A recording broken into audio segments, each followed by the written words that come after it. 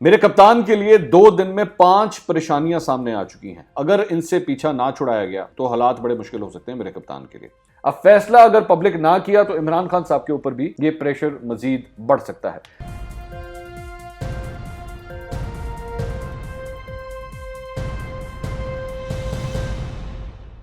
अस्सलाम वालेकुम नाज़रीन, मैं हूं मंसूर अली खान। अपने वीलॉग में आपको खुशामदीद कहूंगा। नाज़रीन, आज का जो वीलॉग है बड़ा स्पेशल वीलॉग इसलिए है क्योंकि ये लंबा वीलॉग है। आपने ज़रा एंड तक मेरे साथ रहना है क्योंकि 5 इंपॉर्टेंट चीज़ें हैं जो आज आपके साथ शेयर करनी है। मेरे कप्तान के लिए 2 दिन में 5 परेशानियां सामने आ चुकी हैं। अब वो 5 परेशानियां ऐसी परेशानियां हैं कि अगर इनसे पीछा ना छुड़ाया गया तो हालात बड़े मुश्किल हो सकते हैं मेरे कप्तान के लिए। अब वो 5 परेशानियां कौन कौन सी है, एक एक करके आपके साथ चलता हूं, मेरे साथ ही रहिएगा। उससे पहले आपसे दरख्वास्त के चैनल को सब्सक्राइब करना मत भूलिएगा और बेल आइकन जरूर प्रेस कीजिएगा।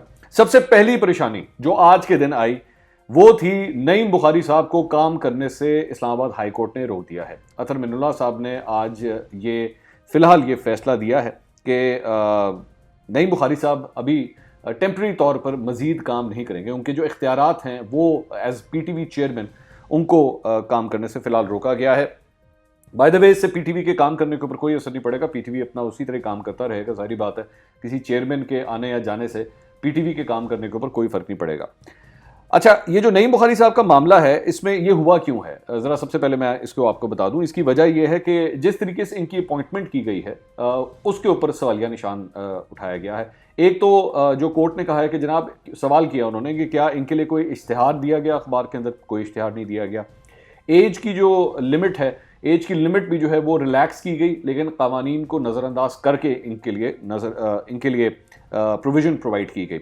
अच्छा, दूसरी एक इंपॉर्टेंट बात जो आ रही है वो अब जरा मॉरल साइड के ऊपर है। उसका कानूनी साइड के ऊपर ताल्लुक नहीं और ना उसका केस के अंदर डिस्कशन हुआ है, लेकिन उसका ताल्लुक जो है वो असूलों के हवाले से है। नईम बुखारी साहब बिल्कुल एक माजी का बहुत बड़ा नाम है। पीटीवी के हवाले से एंकर पर्सन रहे हुए हैं और बड़े अच्छे प्रोग्राम्स उन्होंने किए हुए हैं। पाकिस्तान तहरीक-ए-इंसाफ से उनका ताल्लुक तो सबके सामने ही है, लेकिन एक जो कॉन्फ्लिक्ट ऑफ इंटरेस्ट आता है वो ये है कि नईम बुखारी साहब इमरान खान साहब के वकील रहे हुए हैं और पैनामा केस के अंदर वो इनके वकील थे। अब अगर तो इसको इस नज़रिए से भी देखा जाए कि उनका माजी ठीक है पीटीवी के साथ है, लेकिन दूसरी बात यह है कि इमरान खान साहब की हुकूमत में, मेरे कप्तान की हुकूमत में, उन्हीं के एक दोस्त और उन्हीं के वकील को भी जो है वो पीटीवी का चेयरमैन बना दिया गया है। अब अदालत के अंदर भी ये सवाल किया गया कि क्या सिर्फ पूरे पाकिस्तान में सिर्फ नईम बुखारी साहब ही हैं इन क्रेडेंशियल्स के साथ जो ये जिम्मेदारी निभा सकते थे। नहीं, ऐसी बात नहीं है। पीटीवी के अंदर बहुत बड़े बड़े लेजेंड्स ने काम किया हुआ है। बड़े ऐसे ऐसे लोग हैं पूरे पाकिस्तान के अंदर जो ये काम कर सकते हैं। एक इंपॉर्टेंट बात यह है कि नईम बुखारी साहब इस सिलसिले में किसी किस्म की कोई तनख्वाह नहीं ले रहे थे। ऑनरी बेसिस के ऊपर वो ये काम कर रहे थे। दूसरी बात ये कि ये पहला मौका नहीं है कि इस हवाले से सुक्की का सामना करना पड़ा है। इससे पहले जो अरशद खान साहब थे, जो चेयरमैन थे, उनको भी उनकी तैनाती भी जो है वो कलअदम कोर्ट की जानिब से करार दी गई थी। इंपॉर्टेंट बात यह है कि 2.5 साल हो चुके हैं इस हुकूमत को और 2.5 साल के बाद भी इनको एक चेयरमैन लगाने का तरीका तक नहीं आता कि पीटीवी का चेयरमैन जो है आपने लगाना किस तरह है। उसके रूल्स एंड रेगुलेशंस उसके डिफाइंड है। अताउल हक कासमी साहब का जो केस था, 48 सफ़ात का वो एक फैसला है जो कि क्लियर कट बताता है कि जनाब ये तरीकाकार है। जो गलतियां नून लीग ने अपने दौर में की हुई हैं वही गलतियां अब ये तहरीक-ए-इंसाफ की हुकूमत भी जो है वो कर रही है। तो 2.5 साल के बाद इनको ये नहीं समझ आई कि हमने एक चेयरमैन लगाना किस तरह है। तो सवाल उठता है कि क्या इनके अंदर इस बात की अहलियत भी है कि उन्होंने काम किस तरह करना है। एक पॉइंट। दूसरी बात यह कि क्या मामला ये खत्म हो गया? नहीं, मामला खत्म नहीं हुआ। ये मामला जो है अब काबीना की जानिब जाएगा और हो सकता है कि जब वो इसको हैंडल करें और इस मामले को क्लोज करें और इनके लिए जो चीज़ें रह गई हैं कानूनी, जो उसके अंदर मामला रह गए हैं, अगर वो दे देते हैं तो मेरे ख्याल में उसके बाद अदालत को भी इस मामले के ऊपर कोई प्रॉब्लम नहीं होनी चाहिए। अब ये अदालत उसके बाद फैसला करेगी कि उन्होंने क्या करना है, लेकिन ये नहीं है कि मामला बिल्कुल ही ख़त्म हो गया और आज के बाद जो है वो चेयरमैन उनके इख्तियारात वापस नहीं मिल सकते। ये मामला अभी पेंडिंग है, लेकिन फिलहाल एक परेशानी। अब तो आ जाइए दूसरी परेशानी की तरफ। वो है जिस तरह एक दोस्त की बात हुई तो एक दूसरे बड़े करीबी दोस्त और पाकिस्तान तहरीक-ए-इंसाफ के एक रहनुमा, वो है फैसल वावडा साहब। फैसल वावडा साहब की जो नाअहली के हवाले से दरख्वास्त है, उस सिलसिले में आज एक अब पेशरफ्त शुरू हो गई है। फैसल वावडा साहब जो है वो अपनी इस नाअहली के सिलसिले में जो है इस केस को बड़ी देर से, वो जिसे कहते हैं ना, वेल लेफ्ट कर रहे थे। या बाउंसर आता था तो नीचे हो जाते थे, लेकिन अब उन्होंने बिलाखिर इस सिलसिले में अपना एक जवाब जो है वो आज जमा करवा दिया है।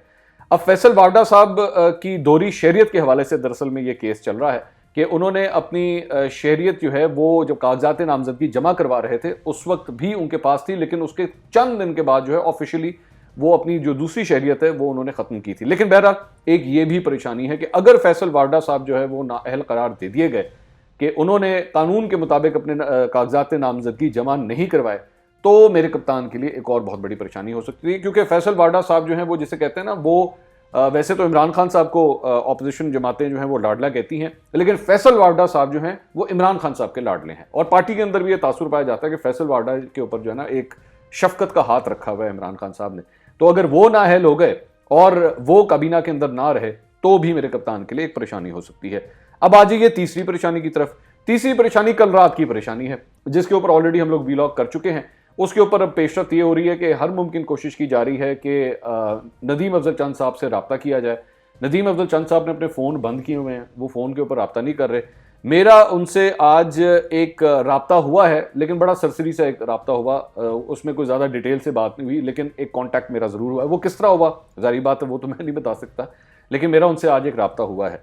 तो मुझे जो इत्तला मिली है वो ये कि हुकूमती जो हल्के हैं वो हर मुमकिन कोशिश कर रहे हैं कि उनसे रब्ता करें।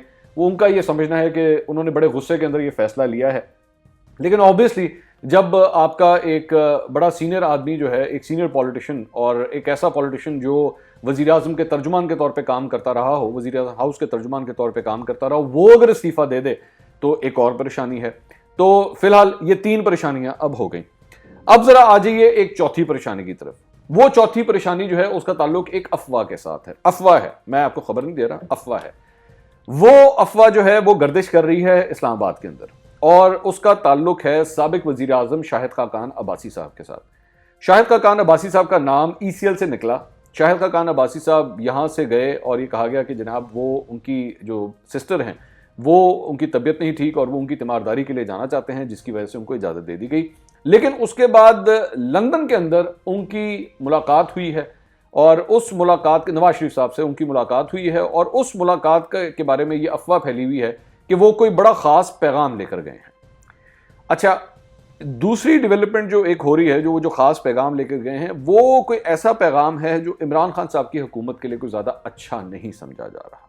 बिल्कुल, ये अफवाह फैली हुई है और उसमें ये कहा जा रहा है कि ये जो इनका नाम ECL से निकल जाना, अब आप 1 मिनट के लिए सोचिए कि शेख रशीद साहब जो हैं वो वजीर दाखिला हैं और ECL से नाम निकलना कोई इतना आसान काम नहीं होता। शेख रशीद साहब जो शाहिद खाकान अब्बासी साहब के हवाले से पता नहीं क्या क्या कुछ कह चुके हैं, LNG कॉन्ट्रैक्ट्स के हवाले से इमरान खान साहब पता नहीं क्या क्या कुछ कह चुके हैं, उनके होते हुए शाहिद खाकान अब्बासी का नाम जो है वो ECL से निकल जाना और उसके बाद वहाँ पर चले जाना और उसके बाद कोई मैसेजिंग होना, ये बड़ी मानेखेज बात है।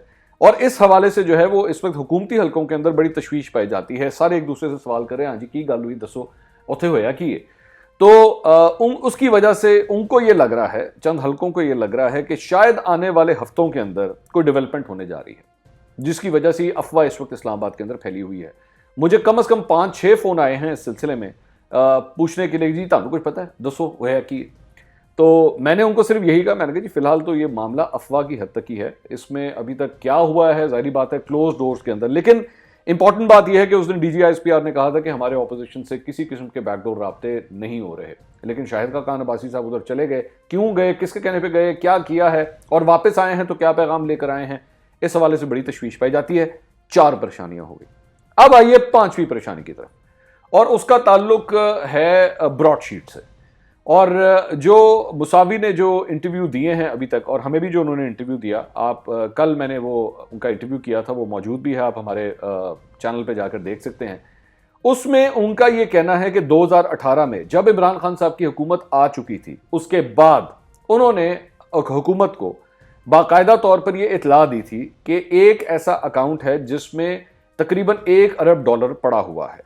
और उनका यह कहना है कि उनकी किसी जनरल से मुलाकात हुई थी लंदन के अंदर और उनको यह बाकायदा तौर पर उन्होंने इतला दी थी, और लेकिन इसके बावजूद उसके ऊपर कुछ नहीं हुआ। वो ये कह रहे हैं कि उसके बाद उनकी 2 मुलाकातें होती है शहजाद अकबर साहब के साथ, लेकिन इसके बावजूद कुछ नहीं होता। बहरहाल सूरत हाल ये है कि इमरान खान साहब की हुकूमत के अंदर जो है अब तकरीबन पाकिस्तान को 4 अरब से ऊपर का एक जुर्माना हो चुका है, और वो पाकिस्तानी अवाम के ही पैसे थे जो हमारे हाथ से चले गए।